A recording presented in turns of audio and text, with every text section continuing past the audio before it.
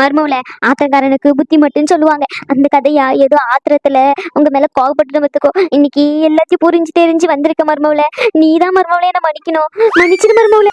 இங்க பாருங்க, யார்கிட்டயும் பேசுறதுக்கு எனக்கு பிடிக்கல. தயவு செஞ்சு இந்த வீட்டை விட்டு வெளியே போயிருங்க சொல்லிட்டேன். ஆமா அண்ணே, இங்க இருந்து அவங்க போறாங்களே இல்ல நான் போட்டுமான்னு கேட்டு சொல்லுங்க அண்ணே. மருமவுல உன் கோவம்லாம் எனக்கு புரியதான் செய்து, இல்லைன்னு சொல்லல.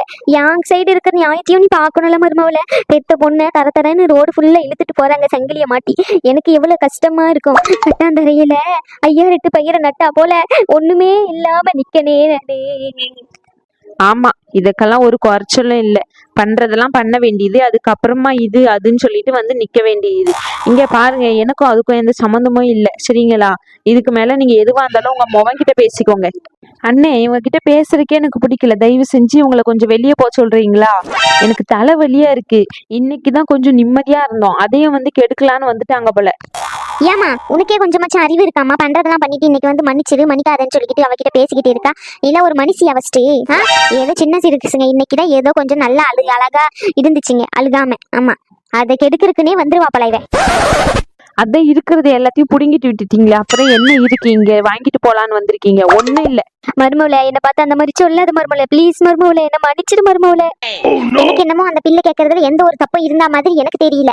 இருந்த எல்லாத்தையும் உருவிட்டுக்கிட்டு விட்டுருக்கீங்க. அந்த பிள்ளை சம்பாதிச்சதுல இருந்து அவங்க வீட்டுல போட்டு கொடுத்ததுல இருந்து எல்லாத்தையுமே சரி அதுதான் போச்சுன்னு பார்த்தா உன் முகம் சம்பாதித்தையும் வாங்கிக்கிட்டு இன்னைக்கு வெளியே போலன்னு சொல்லியிருக்கேன். அந்த பிள்ளை இன்னைக்கு ரோட வீடு தேடி அடைஞ்சுக்கிட்டு இருக்கு. ஏக்கோ, நான் பண்ணதெல்லாம் தப்புதான். மனசு திரும்பி வந்திருக்கேன். என் மருமூலையும் மொவனையும் என் வீட்டுக்கே கூட்டிட்டு போறேன். என் மொவலை மட்டும் வந்து கொஞ்சோண்டு அங்க ஜாமீன் கேஸ் வாபஸ் வாங்க சொல்லுங்கக்கா. ஓஹோ, நான் கதை இப்பதானே தெரியுது. இந்த கிழவி வந்து ஏன் கலை நக்கிட்டு கிடக்கான்னு சொல்லிட்டு. இங்க பாருங்கம்மா, அவ ஒன்னும் லேசுப்பட்டவே இல்லை சரிங்களா. அவன் மொவலுக்கு இன்னைக்கு வந்து ஜெயில கிடக்கா, வாபஸ் வாங்கணும்னு தான் இங்க வந்து என் கிட்ட கெஞ்சிக்கிட்டு இருக்காளே தவிர எங்களை வீட்டுக்கு கூட்டிட்டு போனோன்ற எண்ணம் அவளுக்கு இல்லை. நான் கூட உனக்கு என்னமோ நினைச்சேன் வெளியே சொல்றத பார்த்து. ஆமா, சி இவ்வளவு கேவலமா இருப்பேன்னு நினைச்சு கூட பார்க்கலாமா? அது எப்படிமா ஒரு கண்ணை வச்சு ஒரு கண்ணை உதக்கி வைக்கிற? இல்ல இது யாரு? நீ பெத்த பிள்ளை தானே அது. அவனுக்கு இது தெரிஞ்ச எவ்வளவு வருத்தப்படுவான் சொல்லுமா சொல்லு. ஏக்கோ, நான் எங்கக்கா ஒரு கண்ணை வச்சுக்கிட்டு இன்னொரு கண்ணை தூர வைக்கிறேன்? நான் அப்படி ஒரு நாளும் நினைக்கல. 2 பேரும் என் கூட இருக்கணும்னு தான் நினைக்கேன். ஆனா அவன் தான் என்ன புரிஞ்சுக்க மாட்டேங்கான். அவளை ஒதுக்கி வைக்கணும்னு நினைக்கான். இங்க பாரு, அவன் அந்த மாதிரி நினைச்சிருந்தா அந்த பொண்ணுக்கு கல்யாணம் பண்ணி கொடுத்துருக்க மாட்டான். சீர் செட்டு எல்லாத்தையும் செஞ்சு போட்டு நகை நட்டுல இருந்து எல்லாத்தையும் பண்ணிருக்க மாட்டான். அது மட்டும் இல்ல, அவ்வளோ செஞ்சவனுக்கு அவனுக்கு சேர்த்து வைக்க தெரியல. ஏன் அம்மைக்கும் தங்கச்சிக்கும் செய்யணும்னு மட்டும்தான் அந்த பையன் நினைச்சிருக்கான். ஆனா அந்த பையனை ஏமாத்தி இப்படி ரோட அலைய வச்சிருக்கீங்களே, நீங்க எல்லாம் சத்தியமா சொல்றமா நல்லா இருக்க மாட்டோமா? நல்லாவே இருக்க மாட்டேன். நீங்களாச்சும் எனக்கு சப்போர்ட் பண்ணுங்கக்கா. நீங்களாச்சும் இப்படி சப்போர்ட் பண்ணாம இருந்தா எனக்கு யாருமே இல்லக்கா. நம்மளுக்கு ஒரு யோசனை வருது, சொல்லி பாப்போமா இவங்க கிட்ட? என்னடி இவ வார ஒருத்தி ஏற்கனவே இங்க பிரச்சனை போயிட்டு இருக்கு. இப்ப வர எத்தைய சொத்தைய என்கிட்ட என்னடி பிரச்சனை? உங்ககிட்ட ஒரு விஷயம் சொல்றேன். அது சின்ன பொண்ணு கிட்ட போயிட்டு பேசி பாருங்க வேணும்னா. சரி சொல்லி தொலை.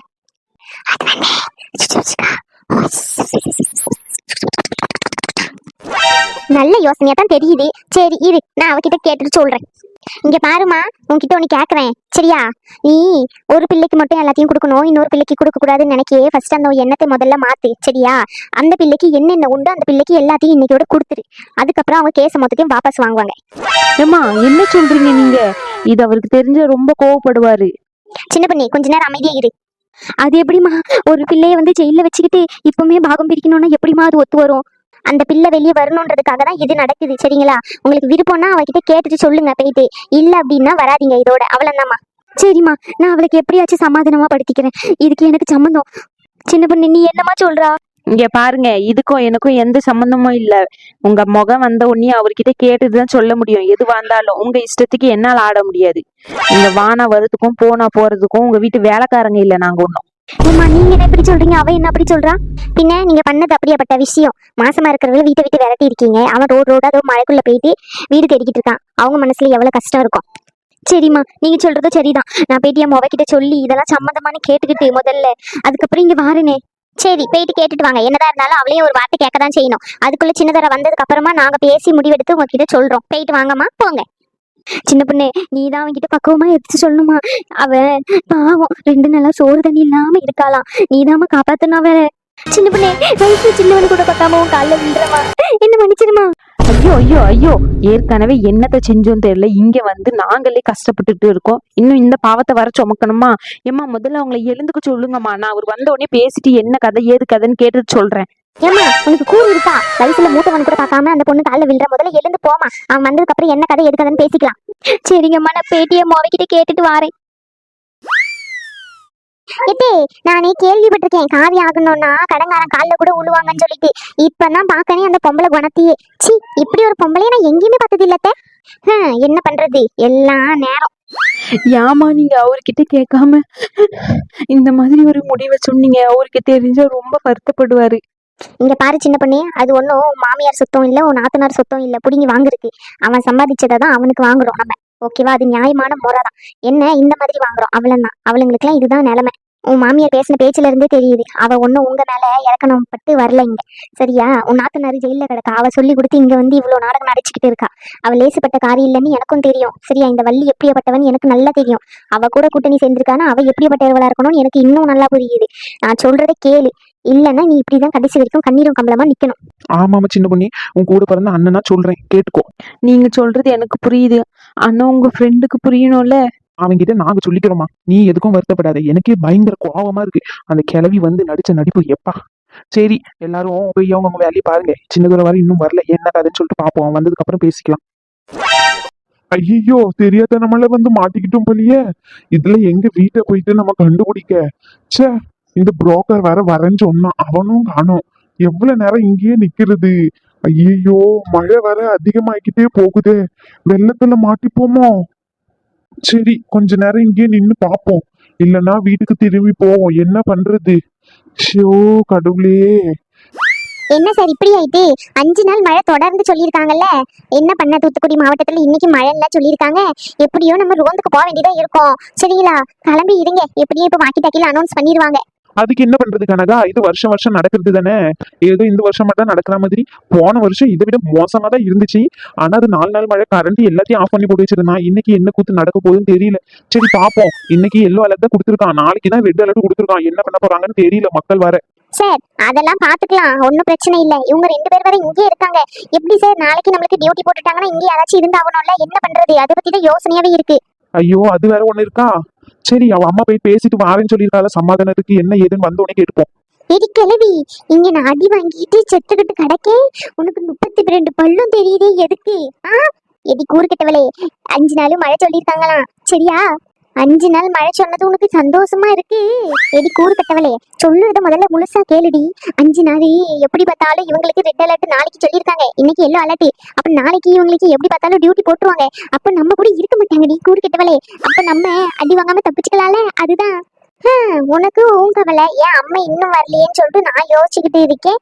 ஆனா நீ என்னென்னதெல்லாம் யோசிச்சுக்கிட்டு இருக்க பாரு. ஏடி நீ அடி அவகிட்ட அடி வாங்க, நான் தானே அடி வாங்க. அப்ப எனக்கு என் கவலை தான் இருக்கும். உன் அம்மா இன்னைக்கு வரமாட்டா, நான் சொல்றேன் பாரு. இன்னைக்கும் வந்து எதையாச்சும் சொதப்பிட்டு தான் போவா.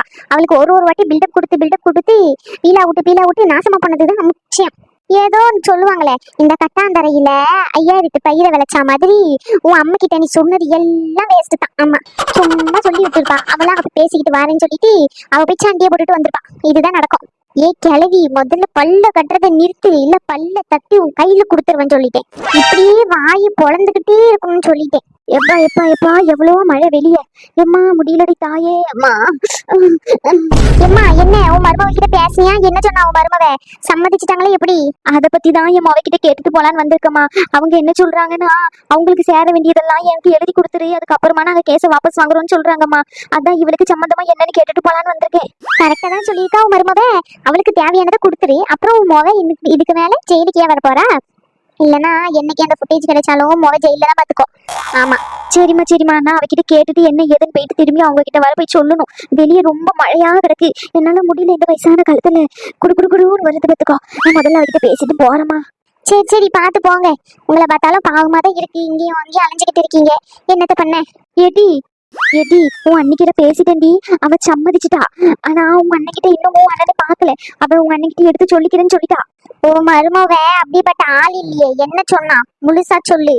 ஏடி, அவனுக்கு தேவையான சொத்து சொகத்தெல்லாம் கொடுத்துட்டோம்னா உன்னை விடுதலை பண்றதுக்கு அவங்க ஒத்துக்குறாங்களாம், இல்லன்னா அவங்க ஒத்துக்க மாட்டாங்களாம். நீ என்ன சொல்றா சொல்லு.